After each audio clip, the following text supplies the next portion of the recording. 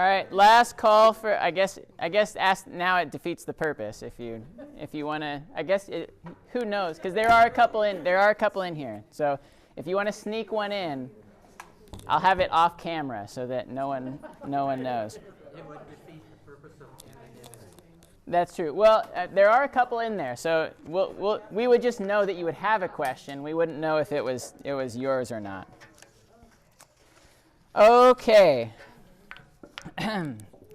Let us begin with prayer. Heavenly Father, we thank you for this day. We thank you for the gifts that you give to us in your word and sacrament. Bless us today in our discussions during this Ask the Pastor. Give me wisdom to faithfully answer the questions, and that we would all share in the peace of Christ as we discuss whatever is asked. All this we pray in Jesus' name, amen.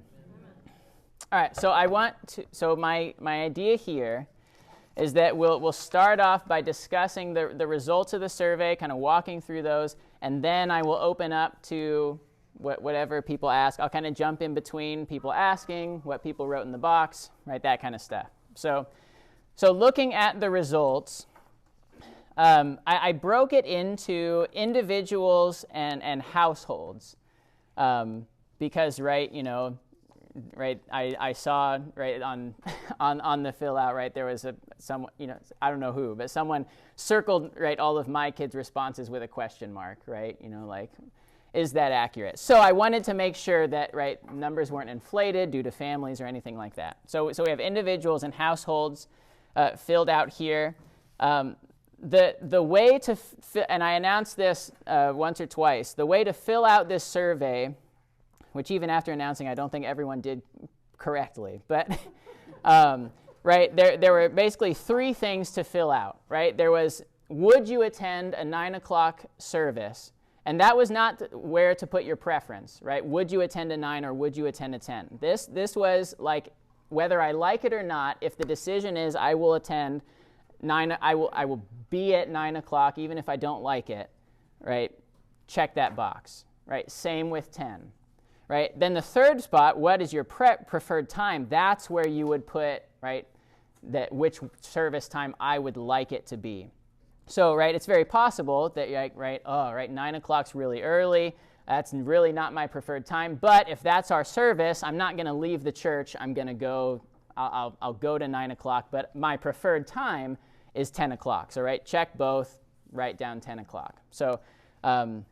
So not everyone did that, there are some people who, put I prefer 9, that they regularly go to the contemporary service, or I prefer 10 and 10 only, and, but they're regular 8:30 attenders. So, so there is some give and take with it. But, so here are the numbers, right? So when we get to preference, because, right, we had 58 people that said they would go to the 9 o'clock. We had, 53 that they would attend the 10 o'clock. I put, there's an asterisk with a 3 underneath those because, there were a couple people that, right, again, that said, right, I can only attend a 10 o'clock when they're 8:30 regulars, or they only marked 9 o'clock when I see them at the loft regularly, right? So, so there's some give and take there. So when it gets to preference, prefers 9 a.m. or prefers 10 a.m. On an individual level, right, we had 52 people say they prefer 9 a.m., 15 people say they prefer 10 a.m., 3 people had no preference, so, right, they marked both. They could attend a 9 or a 10, and they did not write anything in the preferred time. So you take that percentage-wise, there's the the nice pie chart there. 74% of those who responded said, I prefer a 9 o'clock service. And 22% said, I prefer a 10 o'clock service. Again, right, I wanted to do households also, right, so that my kids wouldn't skew the results. So we'd have a more, a look at that. So 27 households preferred 9 a.m., and 10 households preferred 10 a.m. So 67% preferred 9, 25 preferred 10. I think this is an interesting an interesting observation to make on this, right? Because from individuals to households, right, 10 a.m. Goes from 15 to 10, 9 a.m. goes from 52 to 27, right? That seems like a big drop, but what that tells us is that most of our families prefer the 9 o'clock service, which I think is an important observation to make. I marked how many people put that they would, right, they marked only 9 or marked only 10. Again, right, 19, said I will only attend a 9 o'clock, right, by their marking. And 14 said I will only attend a 10 o'clock by their marking. Again, like I said, there are some people on both sides that marked one, but they go to the other service as well. So it's not as I don't think it's fair to say like, oh, right, it says there's 14 people marked 10 o'clock only, meaning that now that we chose 9 o'clock, we're going to lose all 14 of those people, right? Because a good number of those people are, or a handful of those people are 8:30 regulars. So it's hard to imagine that someone who regularly attends the 8:30 service would say, oh, well, I'm not going to go to a 9 o'clock service at all, right? And then as far as people who, because not everybody filled it out, the people who didn't fill it out, but have, roughly attended sometime this fall. This is kind of from my memory, so take these numbers with a grain of salt. They're not going to be 100% accurate, I'm sure, because my memory is not great, even though I'm so young, right? That's what scares me. People are like, you're not supposed to be old enough to have these memory problems. I'm like, I know, that's what's scary. So I kind of broke down, again, individuals and households of people who did not fill out the survey but have been to church this fall. And then, again, by my memory, kind of roughly putting where they attend. Now, some of this, right, there's people that cross over, and sometimes you'll have people who flip-flop between Saturday and 8:30, people who flip-flop between 8:30 and the loft service. So right, this is not a completely accurate 100% yes, right? Because there are people that cross over, right, and things like that. But I think what we see from the results, and what I wanted you guys to see, is that the vast majority of those who filled out the survey prefer 9 o'clock, and so that's why I and the elders decided to choose 9 o'clock, because that is the vast majority of the results there. So that's the results. I guess we'll start off if anyone has any questions about the results themselves, and then we can open it up to wherever you guys want to go. Yeah. So is this basically going to be traditional service, or are we once in a while going to throw in a contemporary, like every third week or something like that? Right. Yeah. This would be a traditional service. Okay. Each week. Yeah. Mm-hmm. So there won't be a regular Saturday service. What we are looking at doing, and what we'd like to do is for, because we know there are some people who, right, whether that physically can't make it to a 9 o'clock Sunday service, right, whether it be health reasons or whatever it may be. And so what we want to do, and I was hoping to get some people to check on the survey, right? Remember at the end of the survey there was I can't attend a Sunday service, right? And I was hoping people would check that if they couldn't, so that we could be in touch with them and we would have a once a month service at a time that would work for them in a way that would work for them, right? Maybe nighttime doesn't work and they need it in the light, so we could have it earlier in the day. Maybe the organ is too loud for people with hearing aids or whatever, and so we could have a piano-led service. Or we didn't get anyone to check those to check that, but the elders and I kind of have a feel on who some of these people might be. So we're wanting to reach out to these people and have a once a month service where they can come and hear the word, receive the sacrament. I can also put them on my visitation schedule. so that, also another time a month I'm bringing the sacrament to them, I'm talking with them, praying with them, that kind of thing. And so the goal is that if you can, come to Sunday, please do, but we're not just, leaving these other people completely in the lurch, right? They would be getting a service, they would be getting a visit, if that's something that they would desire. So yeah, that's how that would go. Yeah, Dory. So we chose not to check anything on that the form because we felt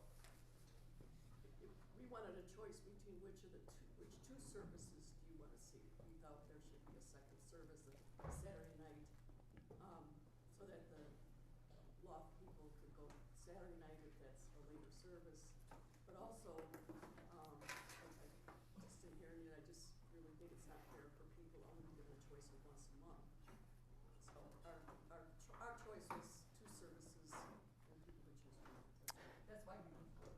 Right, yeah, right, yeah. And so kind of the question built into that, right? Why one service instead of two? And part of the reason for this was, which service are you going to cut? We had a meeting 2 falls ago, I think, where we talked. We did we dropped down the Saturday service from every week to twice a month, and even with that move, right, there was question of, well, why are you doing this to the Saturday service? Why aren't you doing it to the loft? They're not getting as many people, right? And even in just that little step of we're still offering Saturday twice a month, there was still fighting about, well, why not that service? Why not that service, right? Pointing fingers, who's doing better, right? That kind of thing. And so seeing that happened with that, how much more would that happen if we're saying, hey, we're cutting a service?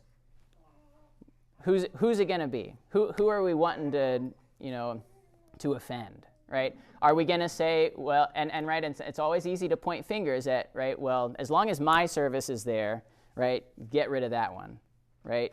And so so that was part of the reason why I encouraged and we opted to not do 2 services, because I think it would create a lot of hurt feelings based on because what are you going to base it off of? Are you going to base it off of attendance? Are you going to base it off of style opportunities? Are you going to base it off of how much people are tithing? Shouldn't be that, but what's going to be the standard for which service you choose?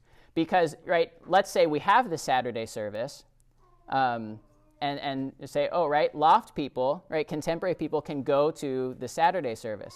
Well, I know a lot of those families and people, and very few of them would be comfortable going to that service. I don't think you're going to get a lot of loft people going to that service because it's not contemporary, and they're busy doing things on Saturdays. So I think the intent is good, right? Hey, right, we have this Saturday option so that the late service people can go to that Saturday. I don't think you're going to see that actually pan out. And so that was one reason. Yeah, do you want to chime in, Randy?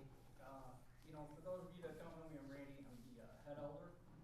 So I want everyone to understand that there was a lot of conversation. This just wasn't one of us spinning a wheel and throwing a dart at something saying we want to end this. When you go from 3 to 1, there's always going to be hurt. This is not my first rodeo. I've seen this happen at other churches, and it's usually meant to unify. As the church numbers go down, we had a lot of conversation on this, and there is really no good thing. And I want everyone to know, too, this wasn't pastor's decision. This was a board decision that held a unanimous vote, and we thought it would be best for the church overall because of what we're experiencing. This wasn't meant to hurt anybody. Yes, we talked about losing people, and we're all fearful of that. We don't want to lose anybody. You're our church family. Family loves each other, right? We're supposed to take care of each other. I just wanted to throw that out because I think a lot of people think that pastor just waved the wand and he said, oh, we're going to Sundays. That's not the truth. Your elders sat there, and, it wasn't a unanimous vote, but it was a majority vote.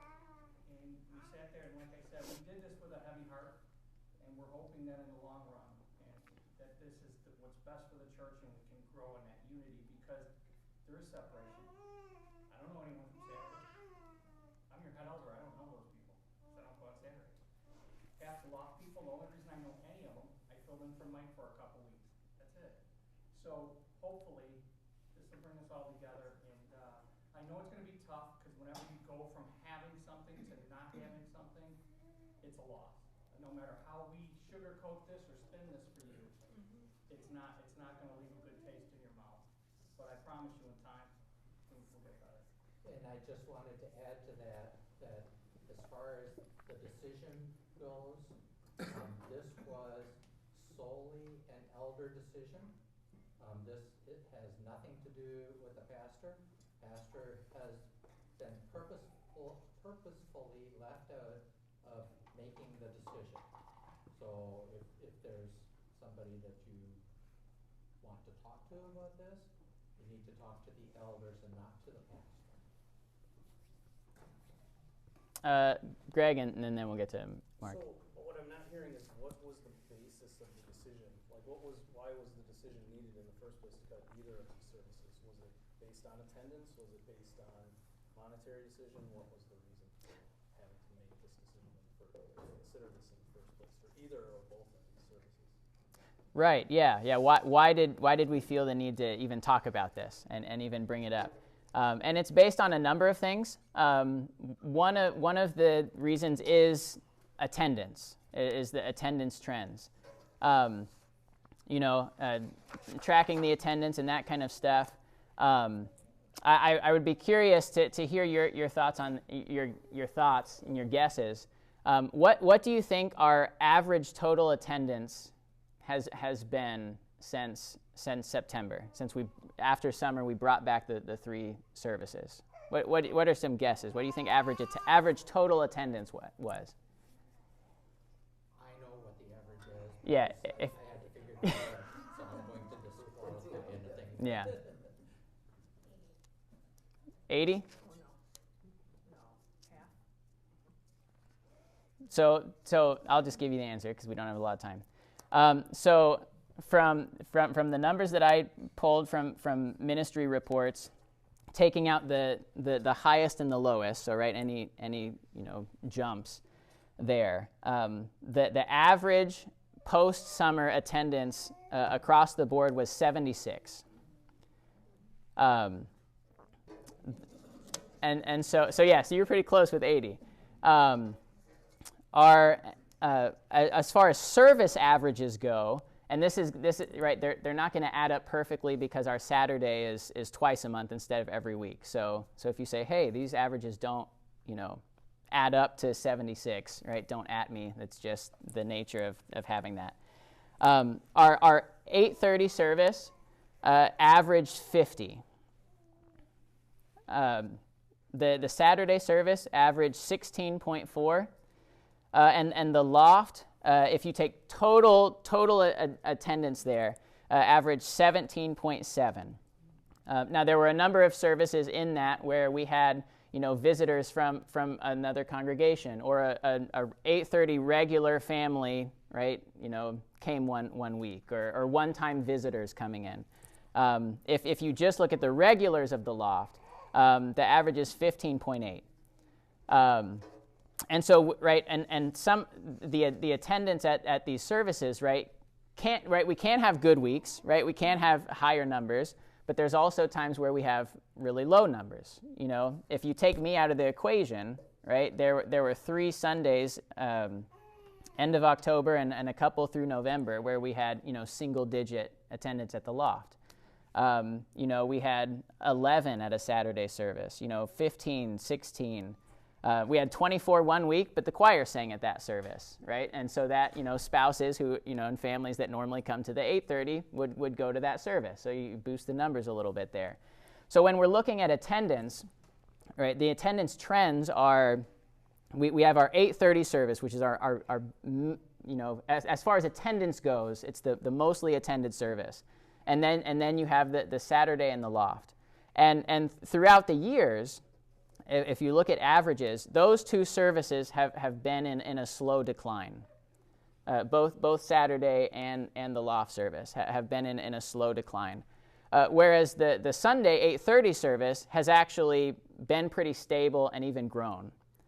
And so part of the reason with this is that, right, we see these trends of membership, going down, and we're kind of left with kind of two options, right? Do we just kind of sit back and hope that things get better, hope that people start coming and attending, or do we try and do something about it? Do we? And the idea and my proposal was, right, bring us together, right? To come together, to unify, be worshiping together, to know each other, so that we have that fellowship that we can really build on. I think we have great fellowship in this church in our individual services. And there are some exceptions. There's crossover, right? There are people, there are some in the loft who have great fellowship with people at 8:30 and with the Saturday and vice versa, right? That crossover.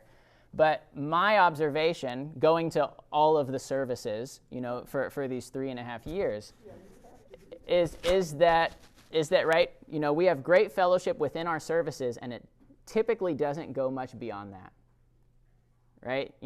Like Randy said, right? Not, if you go to 8:30 every week, you don't really know the Saturday people. You don't really know the loft people. And so that desire to bring unity, to bring us together, was an important factor. And just the fact that, we are not the church that we were 20 years ago. There's another church in our circuit, St. John's Algonquin, that has one Sunday service and one Saturday service, right, every week. What do you think their average attendance was in 2024? I mean, it'd be a shot in the dark. You don't know. 157 was their average, and they're doing two. Right, they have two services. We have less than half of that here, right, with this 76, and we're trying to split it between three.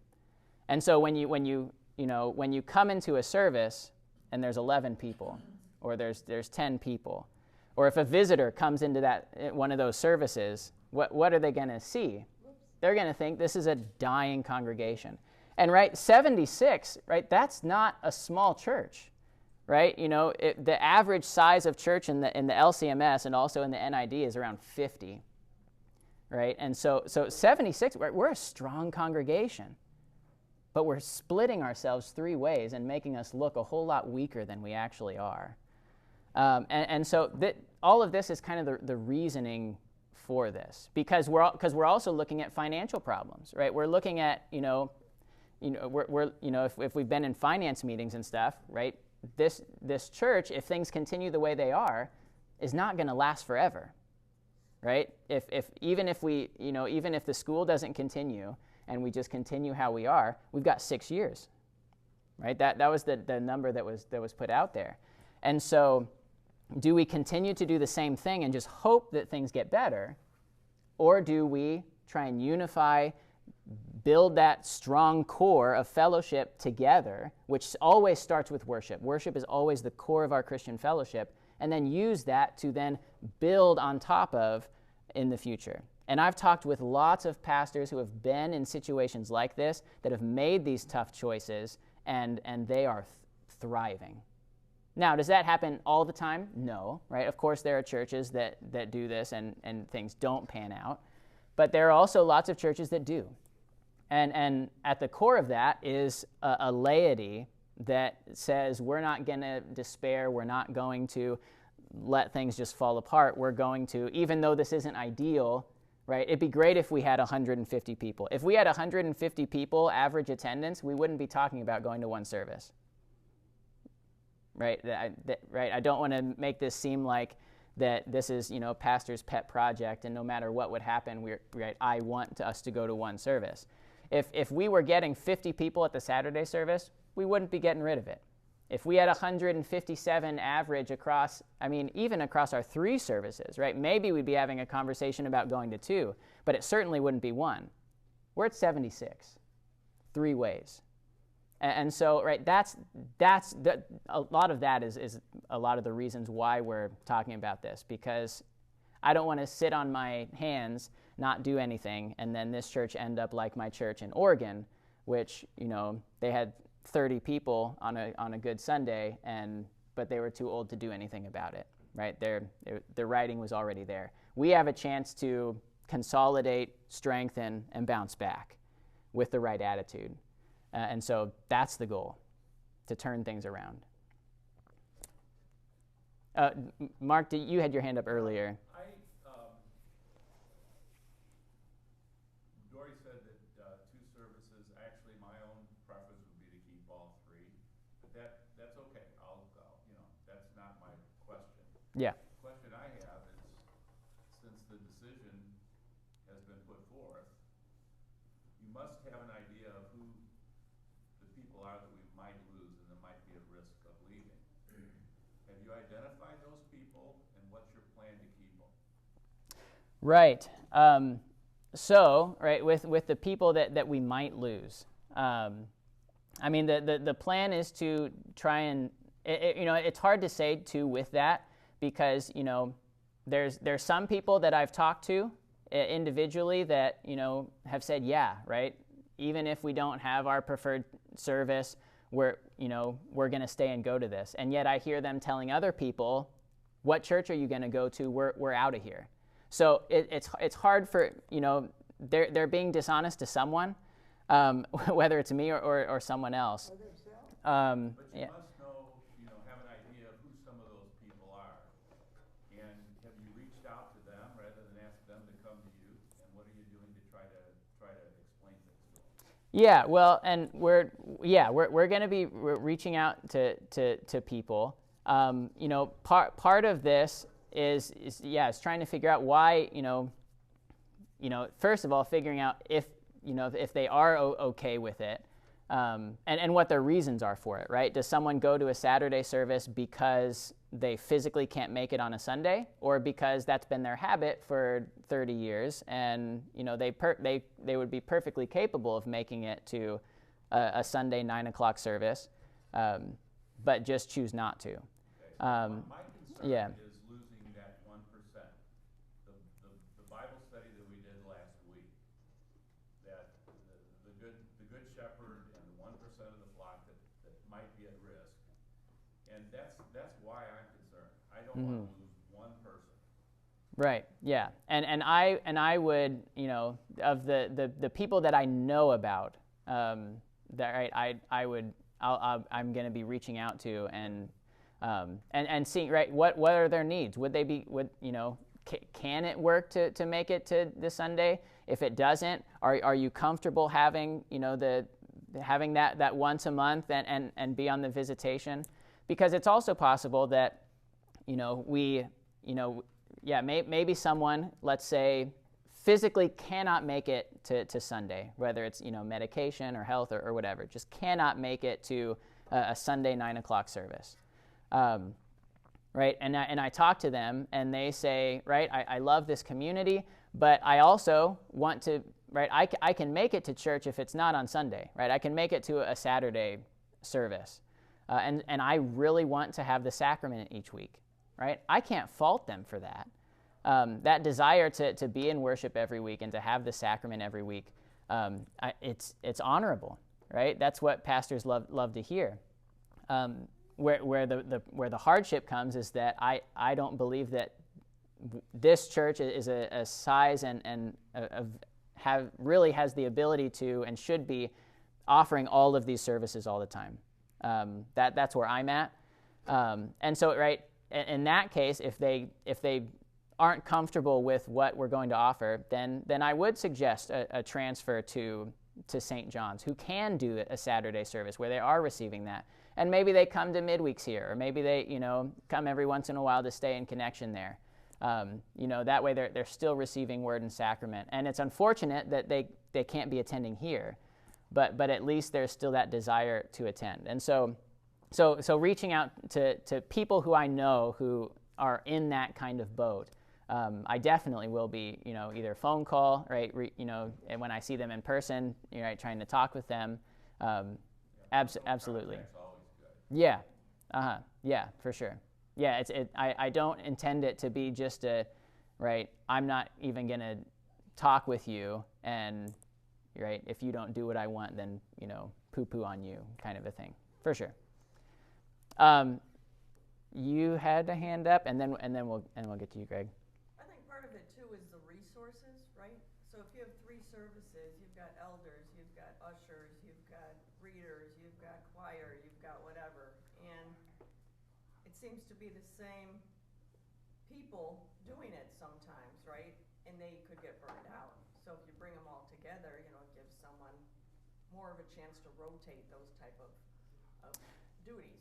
Yeah, there's a resource thing in this too. As far as, right, volunteers go, for all of the Saturday services, after summer, I've only had one deacon in the chancel with me to help, where normally we have 2, right? So we're always trying to get people to volunteer because we're always short there.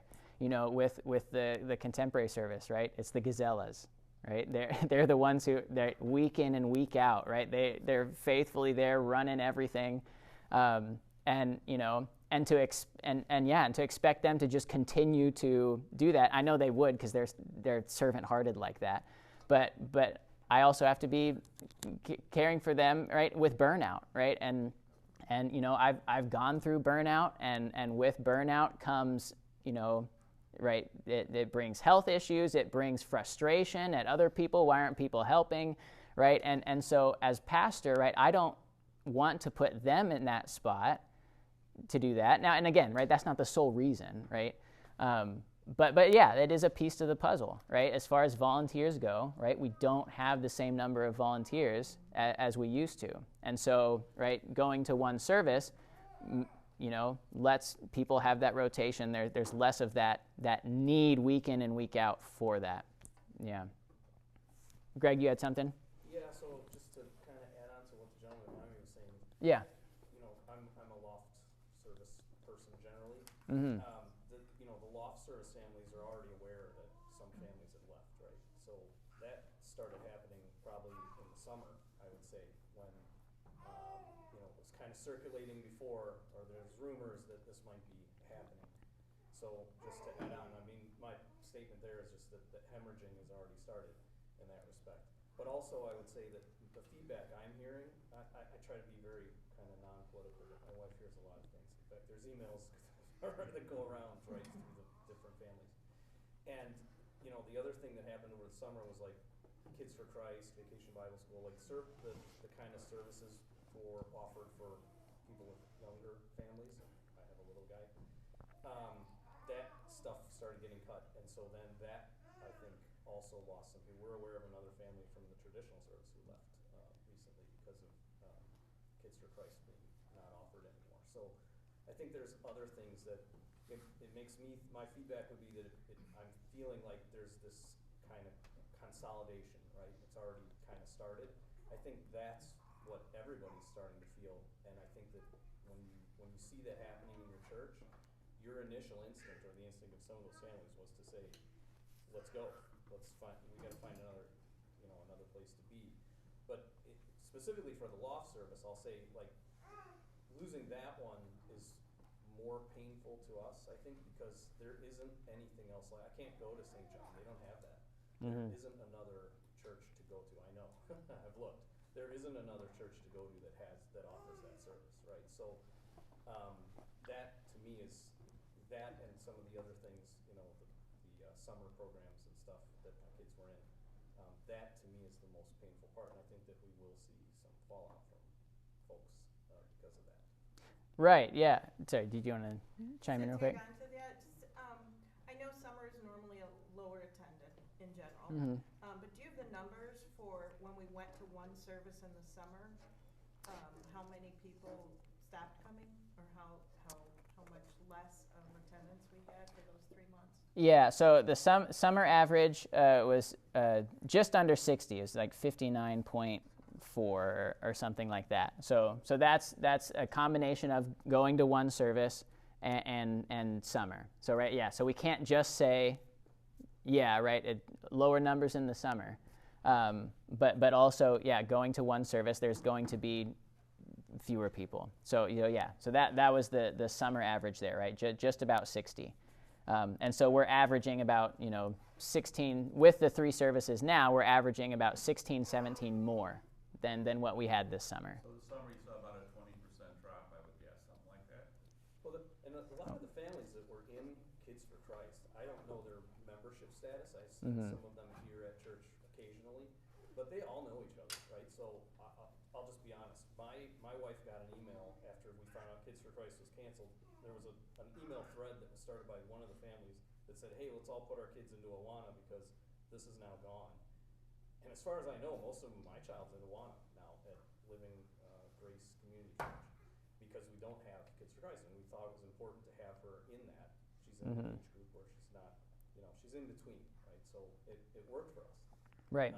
And that's what happened. And I think that rather than, the decision came kind of abruptly. I think rather than trying to reach those families before the decision was made and say like, hey, something's coming and we need your help and we need outreach or we need whatever, attendance to be better, bring your friends, bring your family. I've brought people to the contemporary service over the years.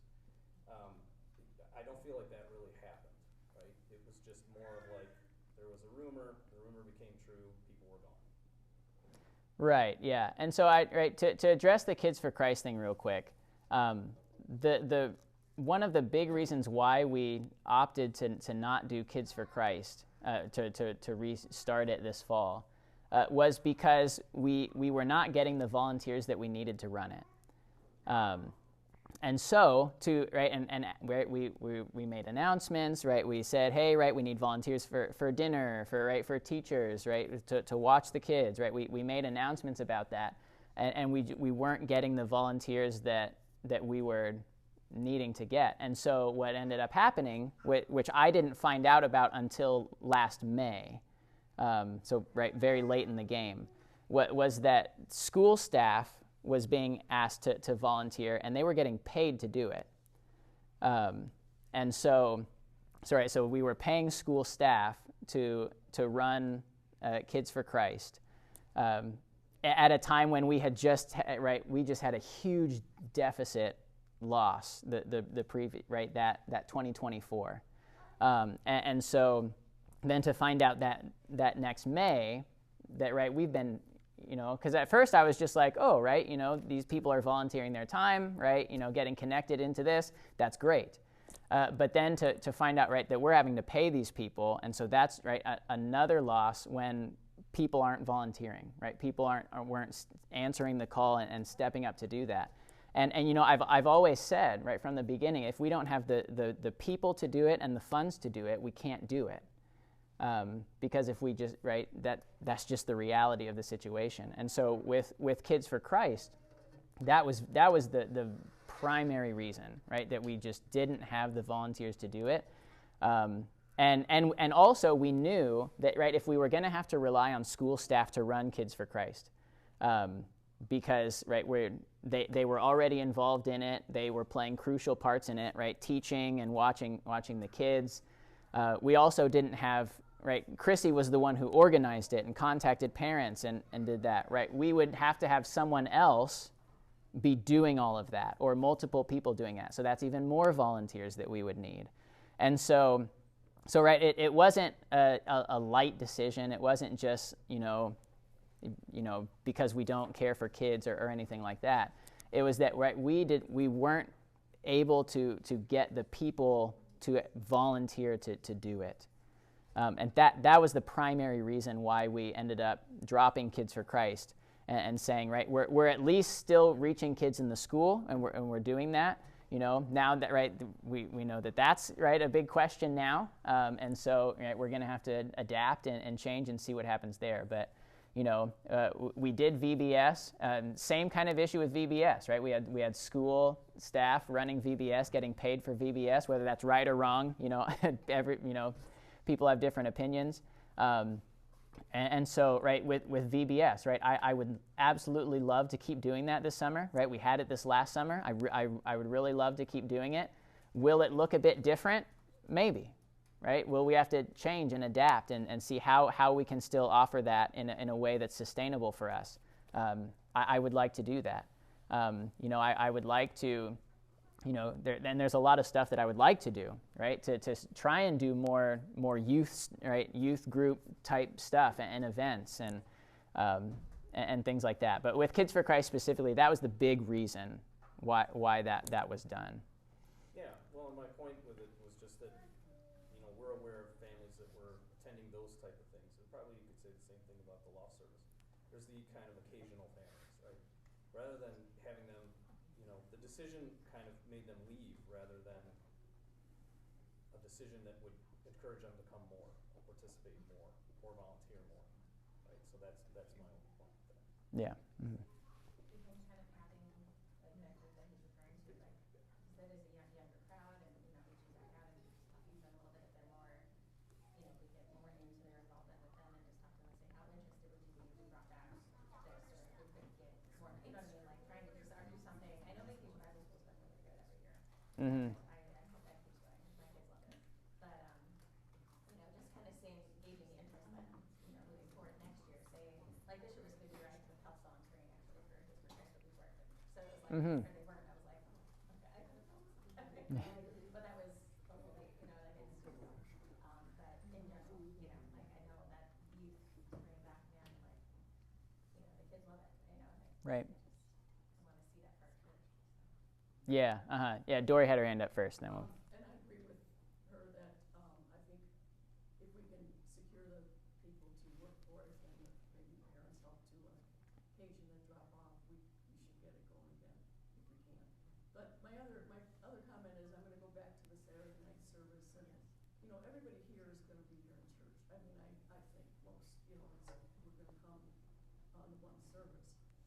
But we also have a lot of people in the church that, if something comes up on Sunday, they're gonna not come to church and go to the event, and then they have no church that weekend. Mm-hmm. At least having a choice would be worth trying, to see that those people would come on a Saturday, if they have something going on Sunday. We just have no choices. Right. Yeah. Once a month thing, Mm-hmm. where you're telling the population, hey, we want to keep you, we like you, glad you're a member of our church, but you're going to only be served once a month, because they can't come on Sunday. That's just, I'll be here no matter what, but I'm thinking of other people. That's Right. Yeah. And that's good, right? And we should be doing that, right? Right. The idea that when people have things going on, then they'll come to another service doesn't really happen as often as you think. I'll hear people doing, oh yeah, we had this going on Sunday, didn't show up to Saturday. Oh yeah, we had we did something late Saturday night, and so, so we were too tired Sunday morning to come to 8:30. You could come to the late service. Doesn't happen as much as you would think. It happens some, right? There are some people who will do that, and it does happen on occasion. But as someone who has been to all of the services over the past few years, it doesn't happen as much as you would think. And that's part of it too, right? If we had a large population of people, there's like, oh yeah, right, I'm going to be out on Sunday, so I'm going to Saturday, and vice versa, right? If that was a regular occurring thing, right, then again, that would change the conversation. But it really only happens a handful of times, throughout a year. And again, right, it would be great if we had the people and the means to be able to offer everything for all people, right? I would love to be able to offer a service every single day of the week so that people could come whenever they want. But the reality is, right, we just don't have the people to do that, we don't have the pastors to do that, and we don't have the funds to do that. And so I think that, I think part of the issue is that, we love to think about how the church used to be, right? 10, 20, 30 years ago, right? We've always had multiple services. Yeah, that's true, right? This church is all right from the Hess days, right? And even before that, maybe I don't know, right? Had multiple services. I don't think those services were ever getting 10, 11 people. And so, right, we're not that same church anymore. We're not in those same times anymore. And the trends by having all three is a downward one. And I want to fix that. And I think that this move will help with that. Will there be fewer people? Unfortunately, yes, right? I would hope that everyone would stay. I would hope that people would, maybe if they're able to, right, make changes to their schedule to come to a 9 o'clock service, right? How many people who say they can't get up for a 9 o'clock Sunday service send their kids to school at 7:30 or work a job at 7 or 8 o'clock? How many people are getting up at that time during the week but then saying that 9 o'clock's too late? I think there's some of that too. And we have to, right, there needs to be some inward focus too, right? Where are my priorities at, right? Am I keeping that first commandment of fearing, loving, and trusting God above all things? Am I keeping that third commandment of loving God's word and desiring to hear and learn it?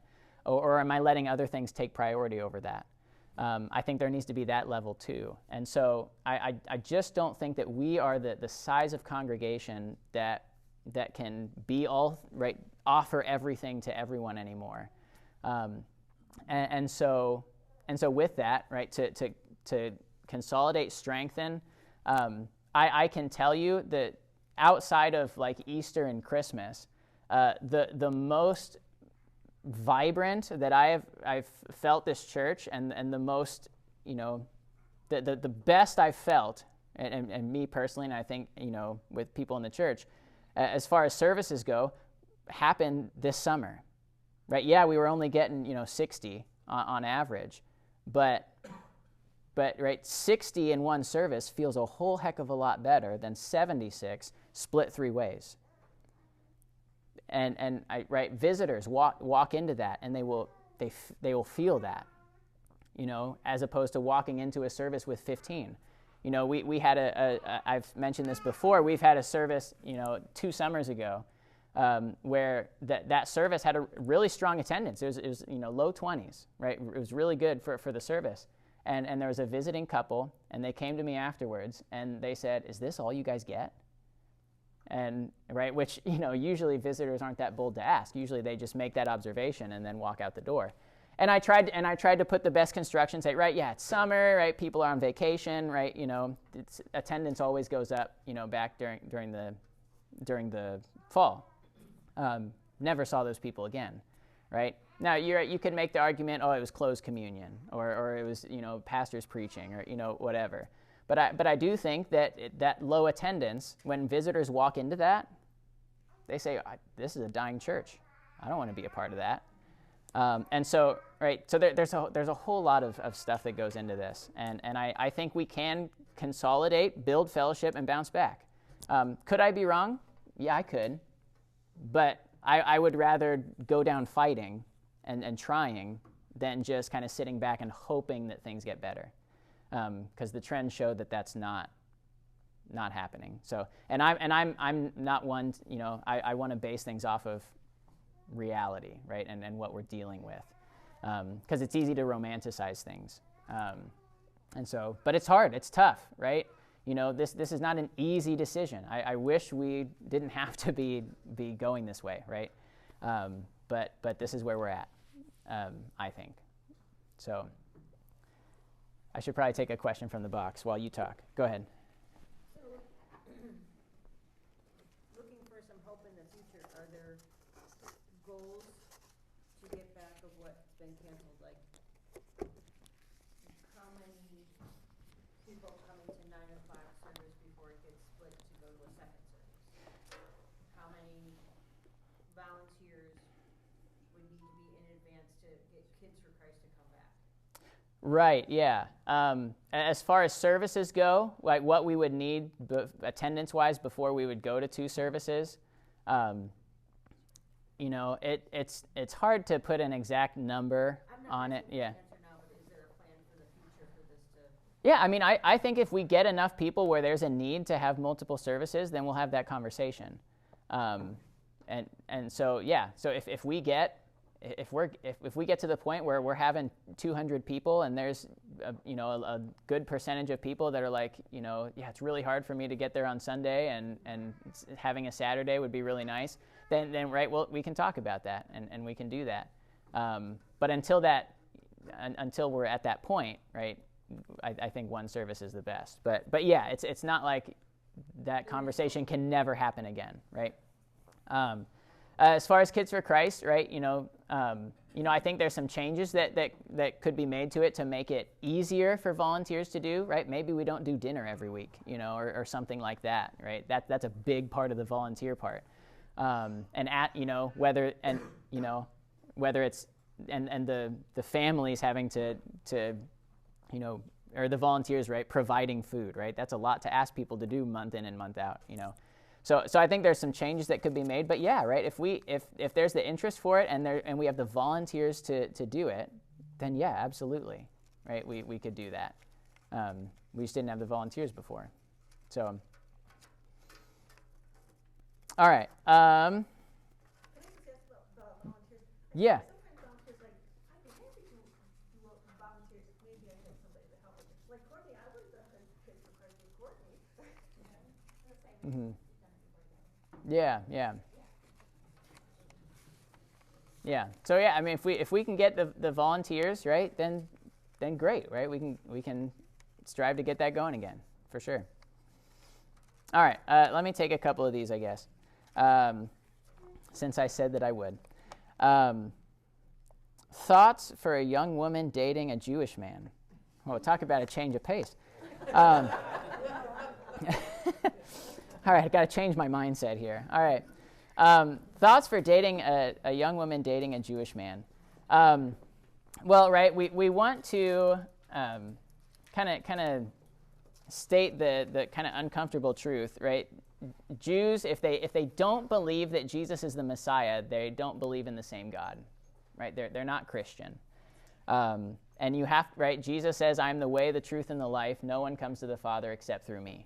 And so if you're a Christian woman dating a Jewish man, that's going to be, let's say this goes all the way to marriage, right? That's going to be a source of division and conflict within the relationship.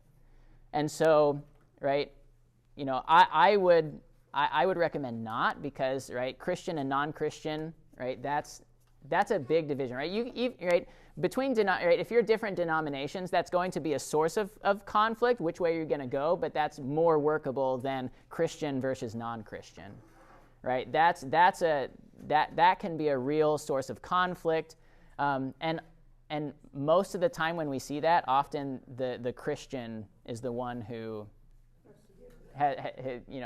concedes, right, and gives, and so I would recommend not dating a Jewish man, and just, right, I expand that out to a non-Christian, right? I don't think that division within that relationship is going to be healthy, and I don't think it's worth it. So that's my thoughts on that. Next one. Do you watch The Chosen, and what are your thoughts on it? I have watched The Chosen, and it's fun to watch. I did enjoy it. You have to watch The Chosen with keeping in mind that this is not Scripture.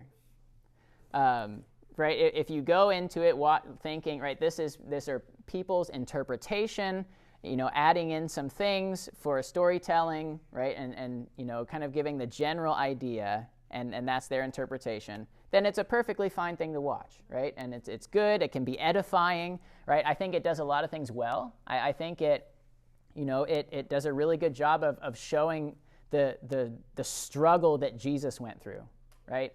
If you've watched it, right, when Jesus on Palm Sunday, right, triumphal entry, and he's going into Jerusalem, and everybody's like, "Woohoo, yeah, Jesus!"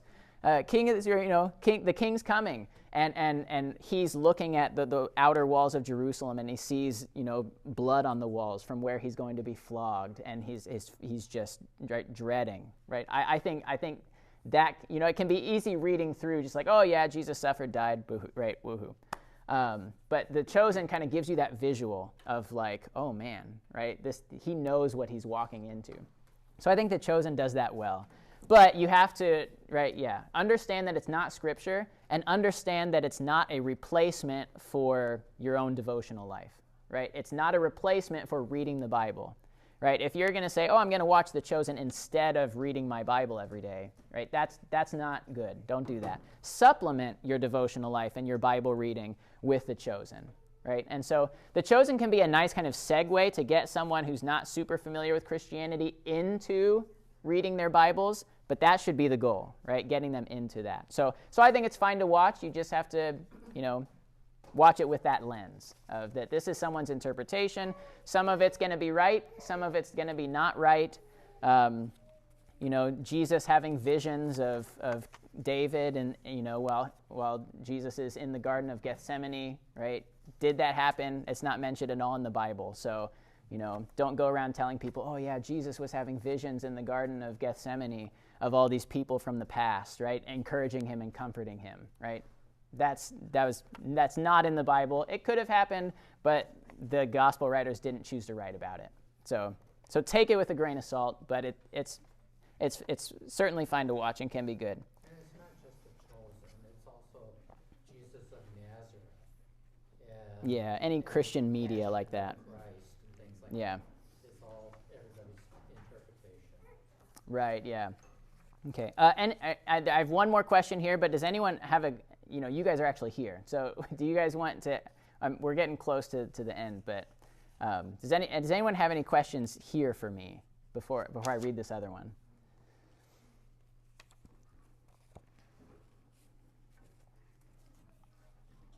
You answered hers in the sermon. Oh, okay. Oh, good. That's great. Okay. So the last question here is, what is your vision for this church? And we I've kind of talked about this before with this. My vision for this church is what we see in Acts chapter 2.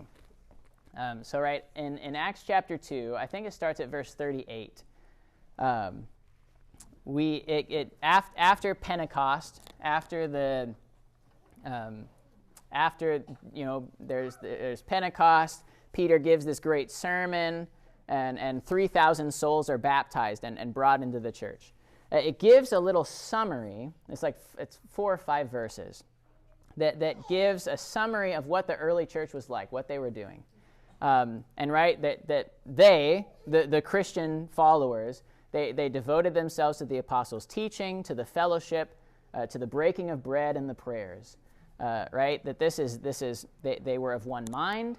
They were learning together. They were having fellowship together. They were worshiping together. Right? It says, daily they were together in the temple, praising God, and they were serving one another. Right? They were providing for those in need. Right? And that's my vision for this church, that we would worship together, that we would have fellowship together. That we would have that strong fellowship as a church. Not just our service has this fellowship and this other service has this fellowship, but that we would all have this fellowship together, and that we would be of one mind, that we would be serving those around us, that we would be a community that people look at from the outside and say, wow, they have something that I can't get in this world. What's different about them?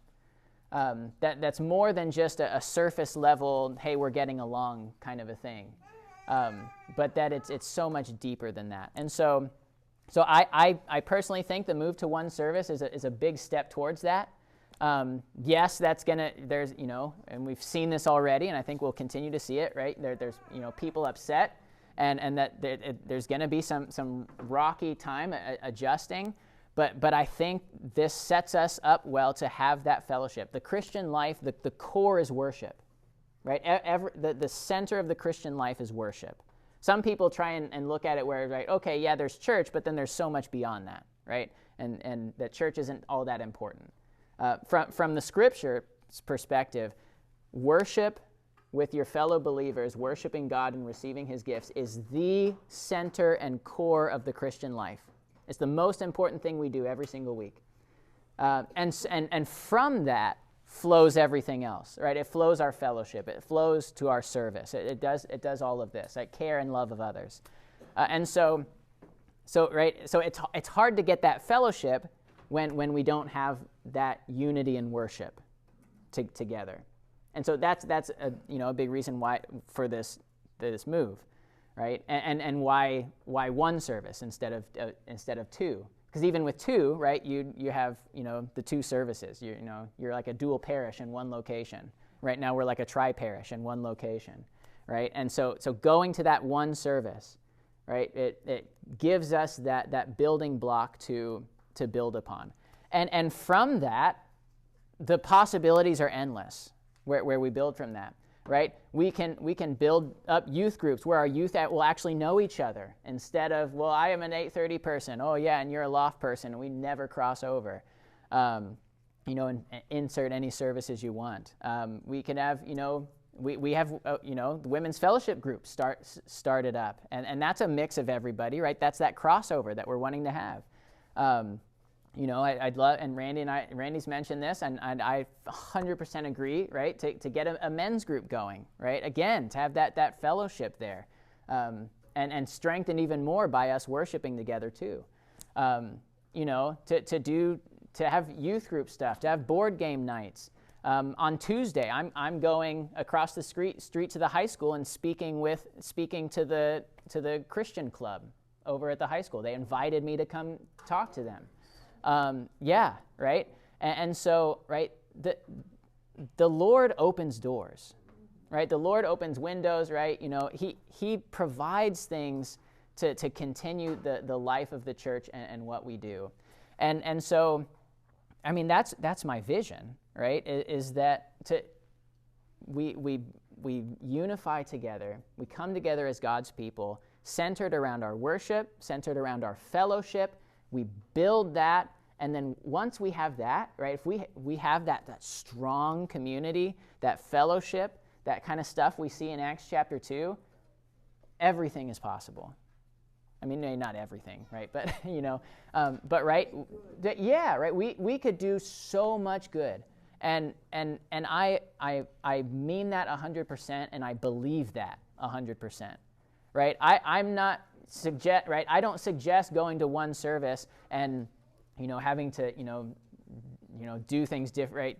To stop doing Kids for Christ and stop doing school stuff, in order to, it's not my goal to destroy the church, or that I'm saying, well, I want my pet projects and I don't care about anybody else, right? I'm suggesting these difficult changes and these difficult moves because I care about this church, because I love the people here, right? I don't want to have to see this church die and then uproot my entire life to go to another call, right? That sounds horrible to me, right? I want to be here for the rest of my pastoral ministry, right? I want to see this church thrive and flourish and doing all this kind of stuff, being involved with the high school, having youth stuff, having game nights, right? Having that fellowship where we just gather around each other. Because when we have that fellowship, not only do we have that then in the good times, but in the difficult times when people are struggling, right? You have more than just the people in your one service to gather around you, right? You have the whole church to be with you and to comfort you and to support you, right? And that's what we see in Acts chapter 2. That's what we've seen in the church, and that's what I believe Holy Cross can be. And I think this is a really important step in that, and to build off of that. And so, right, this is only possible if the people of this church step up and own it, right? If half the church says, right, we don't like this, we think this is bad, and we're out of here, right? Well, then our hands are tied. But if we say, yeah, this isn't the ideal situation, but we're going to step up and we're going to make it better, We're going to make Holy Cross better than it's ever been. Right? Make Holy Cross great again, Don't take that politically. But right, if we have that mindset of, we're going to really turn things around, and this is going to be, this church, I fully believe that in a matter of years, this church can be better, more united, have greater fellowship, doing so much good for the people around us, that we will be in a better state than we have been for the past 25 years. I firmly believe that. Well, we'll talk. You can talk about the finances later, right? Yeah. So anyway, that's my vision in a nutshell. And so, all right, I'm happy to talk to anyone about this, whether you agree with it, whether you have questions about it, whether you hate it and want to yell at me. Come talk to me, right? I want people to talk to me. I want people to be honest with me, right? It does me and this church no good if you tell me one thing and then go and tell someone else what you really feel. Right? I want to know. I'm trying to be faithful. I'm trying to do what's best for this church, and that starts here. So I need to go to church. Anyway, sorry we went long. Thank you, everyone. God bless you.